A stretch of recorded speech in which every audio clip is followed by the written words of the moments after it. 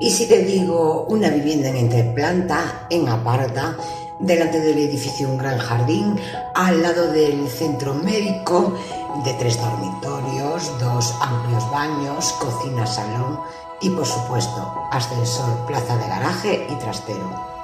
Te lo enseño ahora.